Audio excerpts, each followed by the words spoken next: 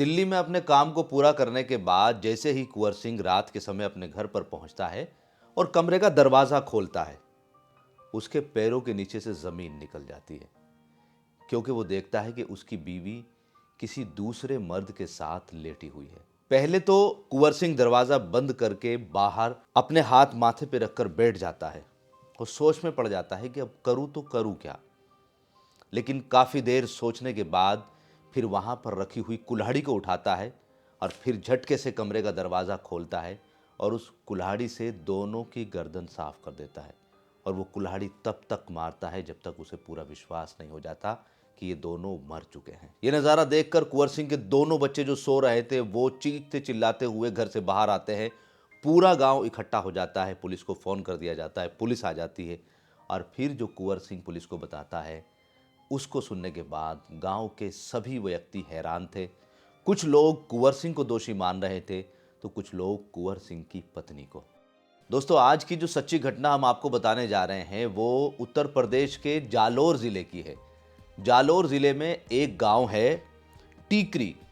इस टीकरी गांव में कुंवर सिंह की पत्नी और कुंवर सिंह के दो बच्चे हंसी खुशी अपना जीवन व्यतीत कर रहे थे। कुंवर सिंह अपनी बीवी बच्चों से बेइंतहा प्यार करता है, लेकिन गरीबी की हालत से जूझ रहा था। काम से बहुत ज्यादा परेशान था।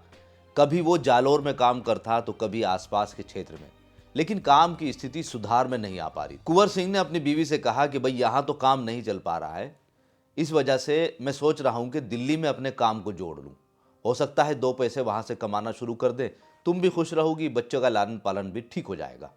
कुंवर सिंह की पत्नी ने भी हामी भर दी कि ठीक है, कोई बात नहीं, आप दिल्ली जाओ, आराम से अपना काम को अंजाम दो। सब कुछ एकदम कुशल मंगल चल रहा था। लेकिन इसी बीच कुंवर सिंह के किसी व्यक्ति ने कुंवर सिंह से बताया कि यार तुम्हारे पीछे जो है मुझे कुछ मामला आपके घर का सही नहीं लग रहा है। उस व्यक्ति ने कुंवर सिंह से बताया कि भाई हमारा जो पड़ोसी गांव है टीकावली, इस टीकावली की लड़की की शादी जो है वो हमारे गांव में हुई थी और इस लड़की का कोई रिश्तेदार है जिसका नाम है छविनाथ।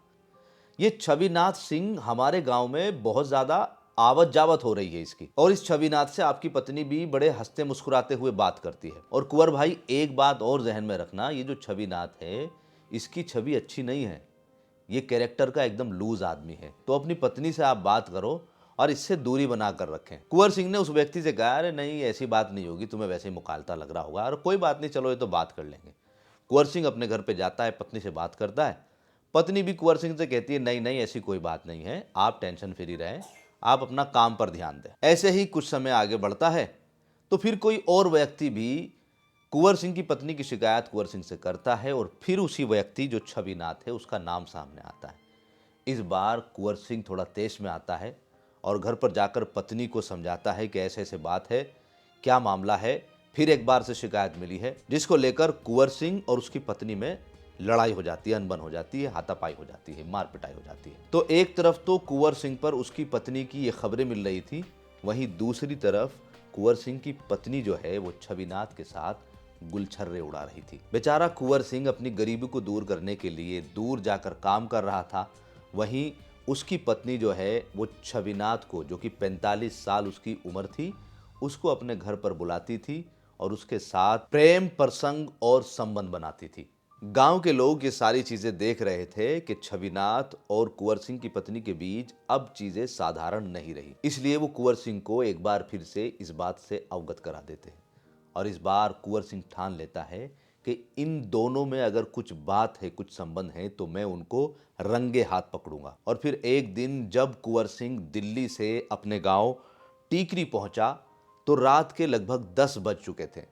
जैसे ही वो घर पर पहुंचा, उसने दरवाज़ा खोला तो उसके होश फाख्ता हो गए, क्योंकि अब वो क्या देखता है कि उसकी पत्नी और छविनाथ दोनों असाधारण स्थिति में लेटे हुए हैं। ये देखकर कुंवर सिंह आपा खो देता है और अब सारी चीज़ें उसके बर्दाश्त से बाहर हो जाती है।